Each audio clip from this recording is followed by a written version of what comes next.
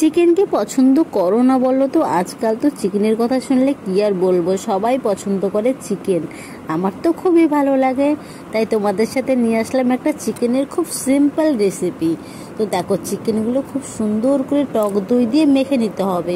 শুধু টক দই না বন্ধুরা, এখানে তোমার আদা বাটা, জিরে বাটা, লঙ্কা বাটা, পেঁয়াজ বাটা, গরম মশলার গুঁড়ো, তেজপাতা, মানে সব মশলা এখানে বেটে দেওয়া হবে। কোনো পেঁয়াজ কুচি, লঙ্কা কুচি, কোনো কুচির সিন নেই। পুরো পেস্ট করে এর মধ্যে দিয়ে সুন্দর করে মেখে, আর টক দইয়ের পরিমাণটা বেশি দিতে হবে। মাংসের পিসগুলো একটু বড় বড় করে নিতে হবে, ব্যাস।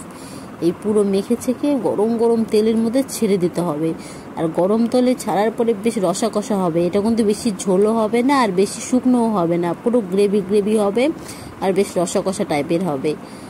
আর যা মাংসটা খেতে টেস্ট না, দারুণ দারুণ টেস্ট হয়েছে বন্ধুরা, তোমরা একবার খালি ট্রাই করে দেখো। আর এটা গরম গরম ভাতের সাথে জাস্ট অমাইন্ড। আমার তো খুব ভালো লেগেছে। তোমাদের ভিডিওটা কেমন লাগলো জানিও, আর একবার ট্রাই করে দেখো।